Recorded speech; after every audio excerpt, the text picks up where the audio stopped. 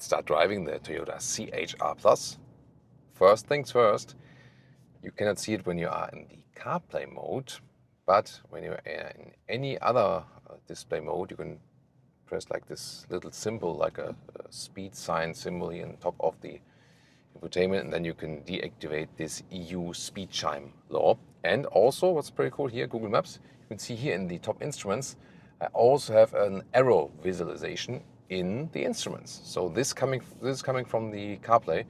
Also nice to have that. Yeah, just a little bit the problem here with the visibility over the steering wheel, because the lower part is a little bit blocked. I can see the arrow and I can see the speed. Yeah, that's about it. But it could be a little bit better as for the arrangement. Yeah, maybe I have to put the steering wheel then like a little bit lower or something like that. Maybe it's a little bit better. Then let's talk about how this car is driving. Of course, difference also to the CHR hybrid and plug-in is that here it's all-time electric, not only part-time electric, and starting very smooth. You remember from our interior part that we also have the laminated windows in the front here, left and right. And important also, we have the 18-inch wheels here, and there were just some roots. Oh, that's so funny. Behind us is actually a CHR, not sure if it's a plug-in hybrid or hybrid, but the non-electric one. So I'm just seeing that behind us. So 18-inch wheels will be better for the comfort. Oh no, Leah is taking a shot behind us here. Yeah, that's a funny coincidence, definitely. I love this golden color, by the way, also. So now, let's see. Did I lose the... Ah, right, I lost the CarPlay. Yeah, because, sorry, yeah, exactly. So now I lost the map and, of course, took the wrong direction. But that also always like that. is always like that, right? But we can make like a small test here. What about turning back and forth? Yeah, it's pretty agile actually. And here, reverse gear. I don't get why it's beeping all the time. Yeah, it's a safety mechanism, but come on.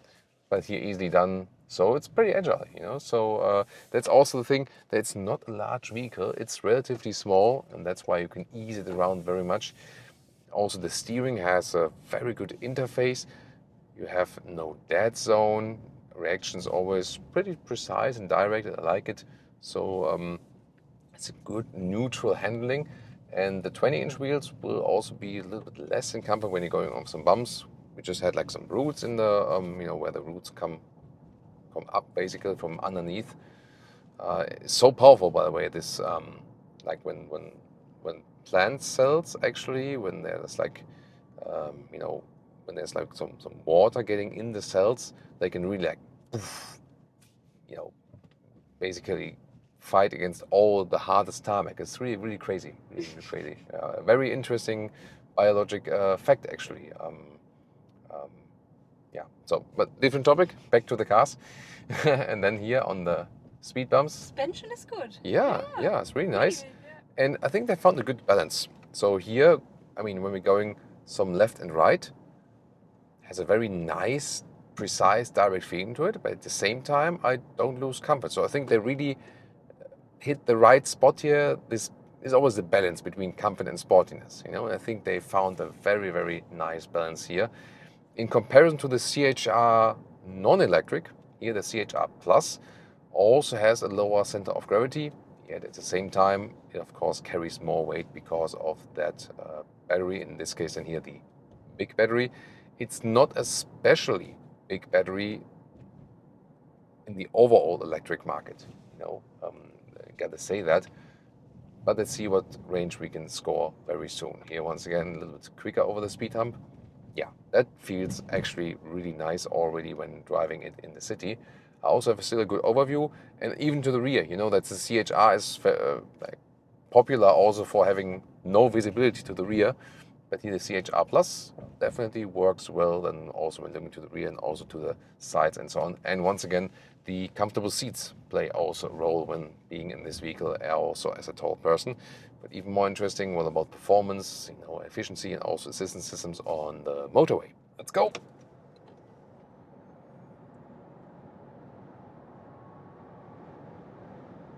Plop. This was 60 to 120 kilometers an hour, first acceleration, and although it is only the front-wheel drive model and it was slightly uphill, think that's fine. So I would say sufficient acceleration then here for this one. Tarmac is very rough here. Let's see the difference from right to left. Yeah, that's better. Still gotta say 120 kilometers an hour. Yeah, this tarmac is really rough. Some definitely in Portugal and Spain on the motorways definitely. But when it's a little bit better, as for the wind noise only, at 120 kilometers an hour, it's, I would say... 110 was okay, but 120 was too windy. Yeah. Interesting. Maybe we can test it. Yeah, we can try it. I mean, now the tarmac is a little bit better. Yeah. 120 is, I mean, it's good, very good that we have the insulation here, because otherwise I think it would be louder. But if I go that for 110, yeah, that's better. That's better. Yeah, I would say like you but can. It's fine.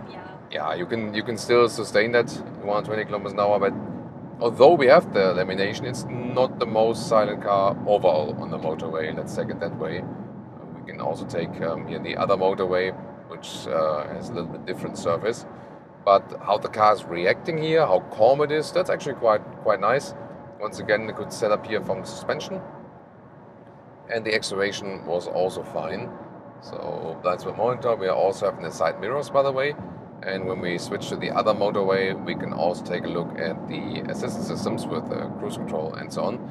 It's always good to test also how the car is behaving when you switch from one motorway to another.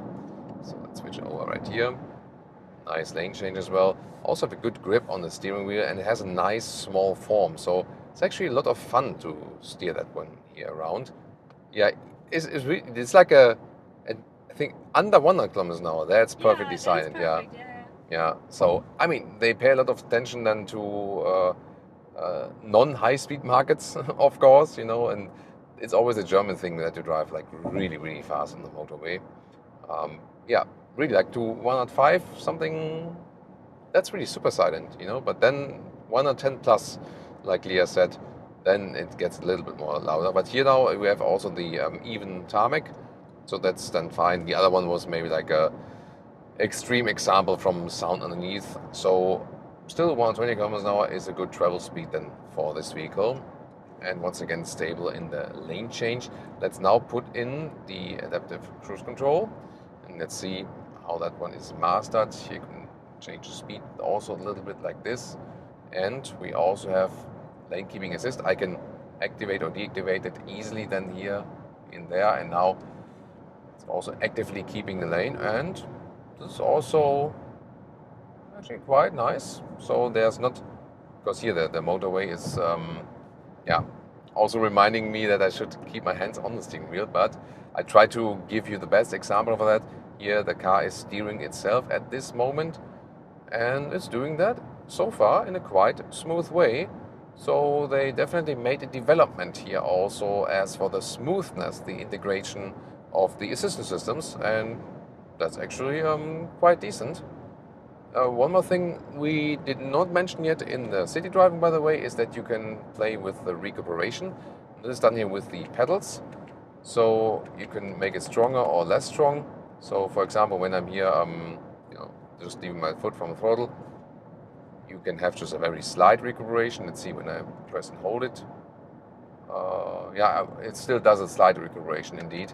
And then I can also make it stronger, here less strong. So it depends, you know. This is like, almost nothing, and then 2, 3, 4. This is very strong then. It's not as strong as you maybe know it from other EVs, but it's already like significantly strong. But you can have the same efficiency when you just use the brake then yourself.